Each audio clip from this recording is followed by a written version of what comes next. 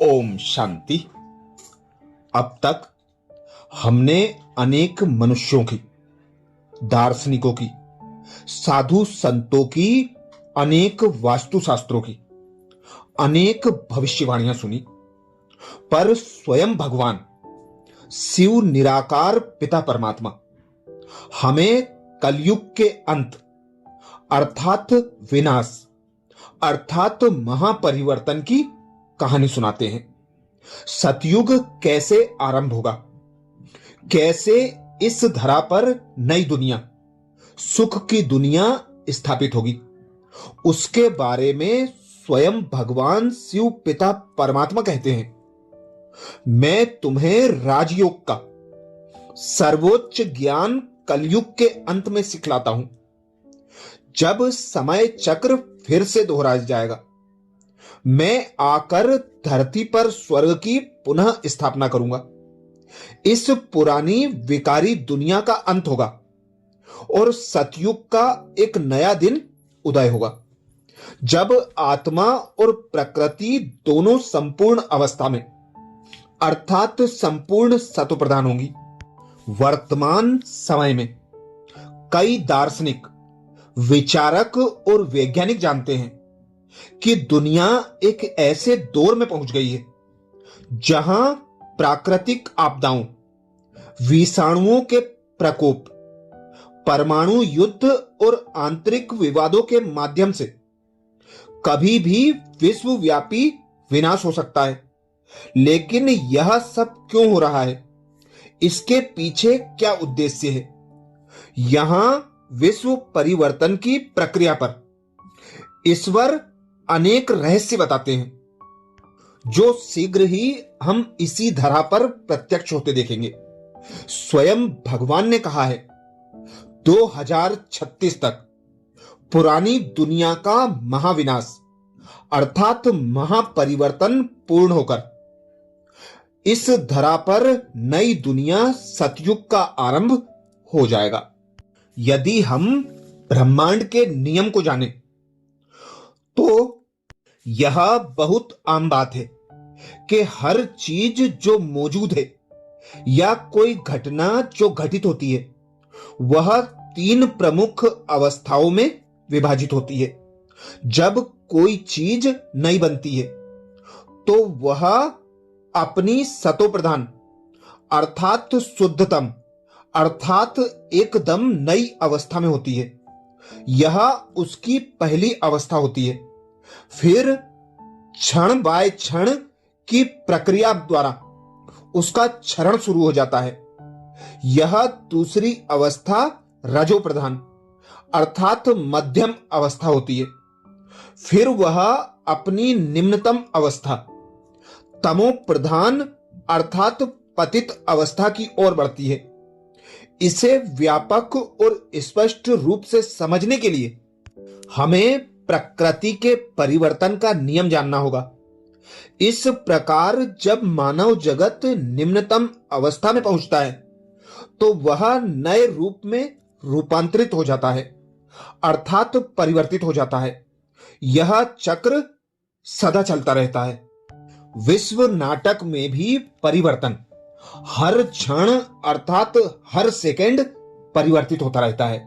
जो आज हो रहा है वह कल नहीं, और जो अभी हुआ है वह कुछ देर बाद नहीं। हर घटना, हर परिस्थिति परिवर्तित होती रहती है।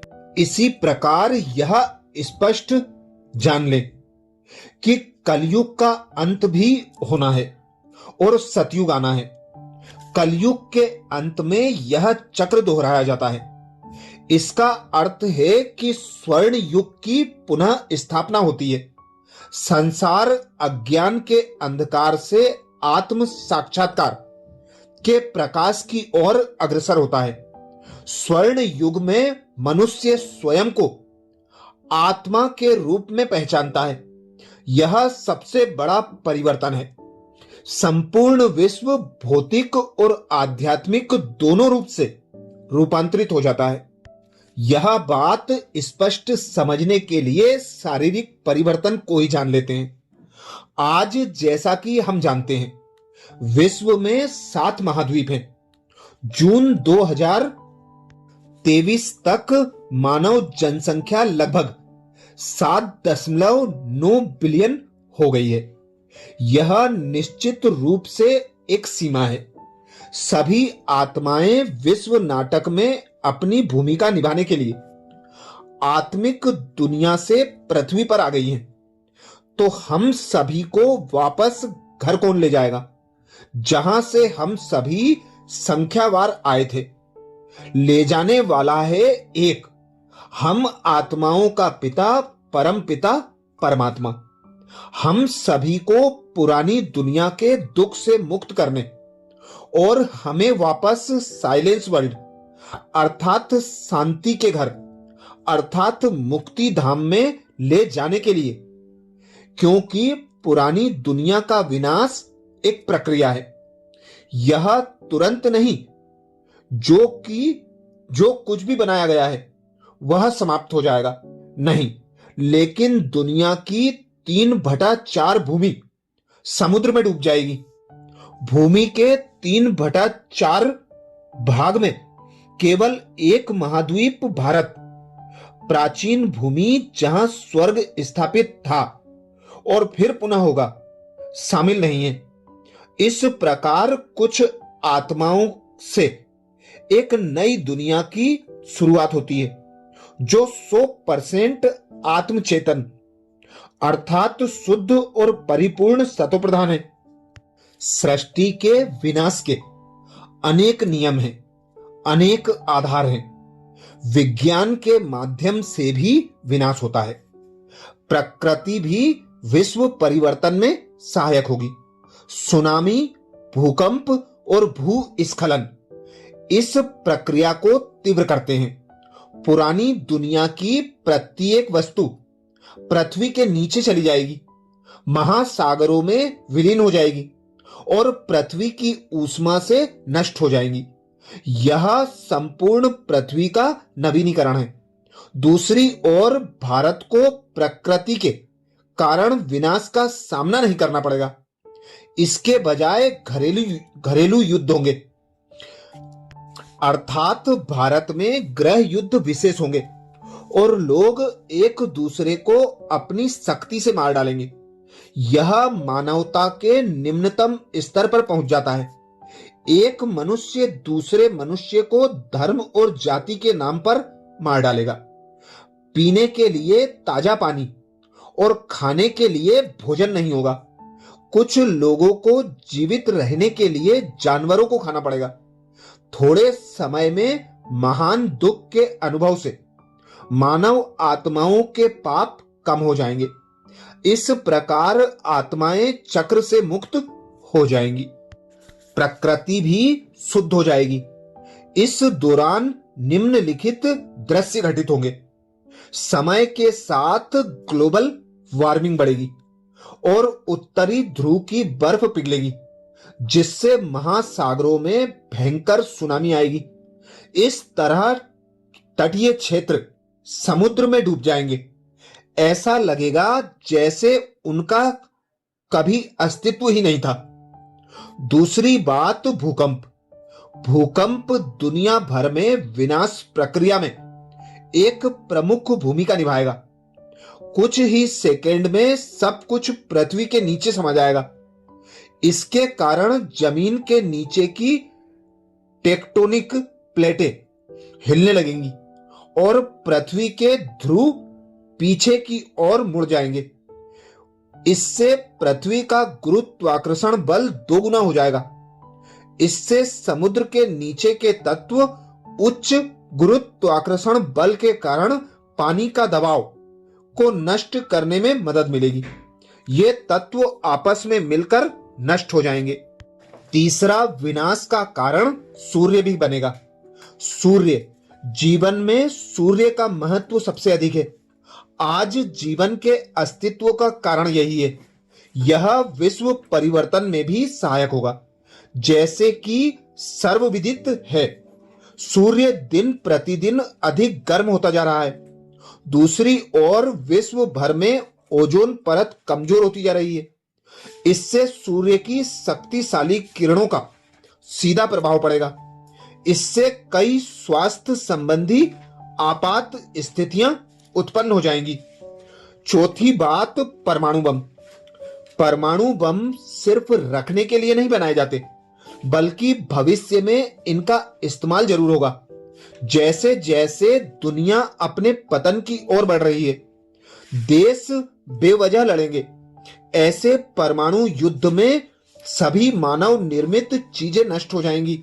यह नाटक में है और इसलिए इसमें किसी का कोई दोष नहीं है। यह परमाणु ऊर्जा पृथ्वी पर ही एक नया सूर्य लाएगी।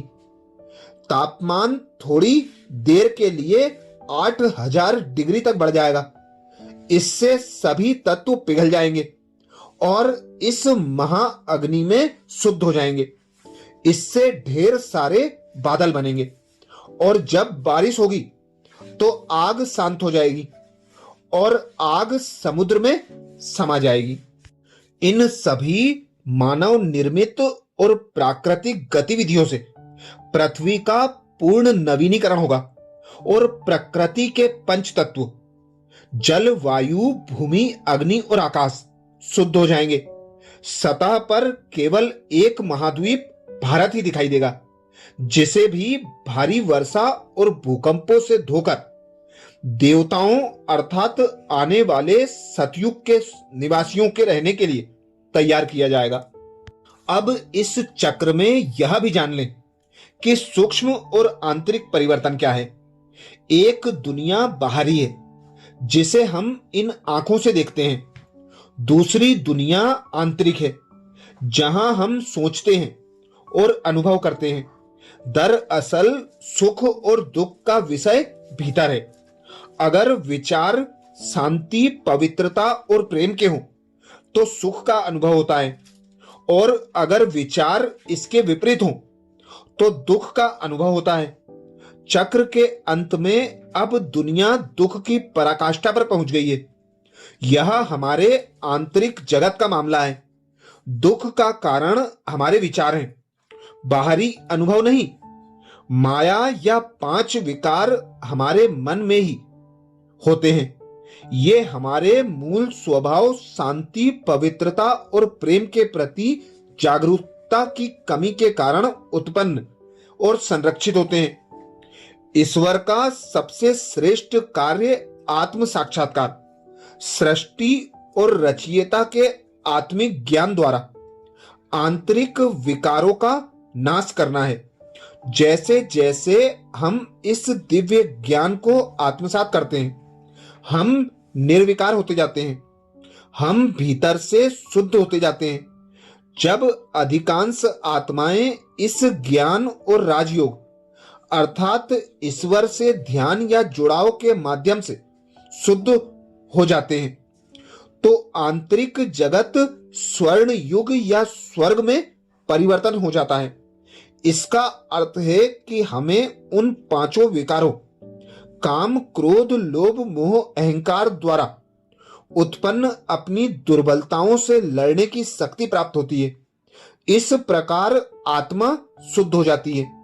ये दोनों अर्थात ज्ञान और राजयोग सभी मानव आत्माओं में आंतरिक परिवर्तन लाने के लिए ईश्वर का एक माध्यम है।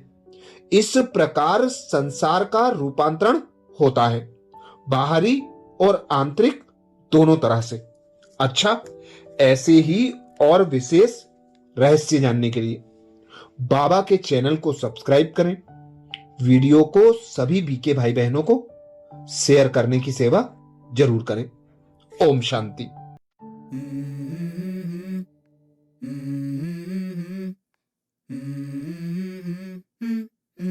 Let's go. I wake up to a little bit of drool on my pillow, feel like it's gonna be a bad day.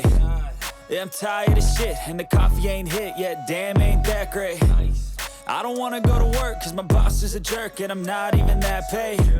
I need a change in my life cause I don't feel alive and there's nothing that makes me happy.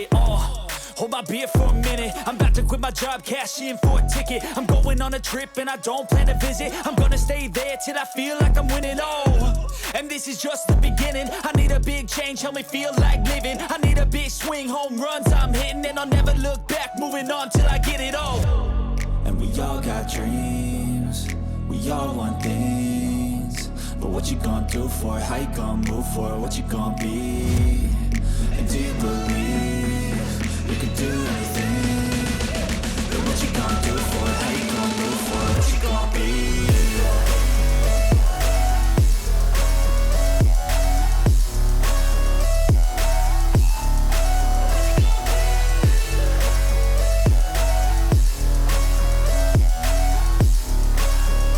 Let's go! Hey! Yeah, this is my life, my strife, my right to fight, to die on. And this is my game to play, to claim a brand new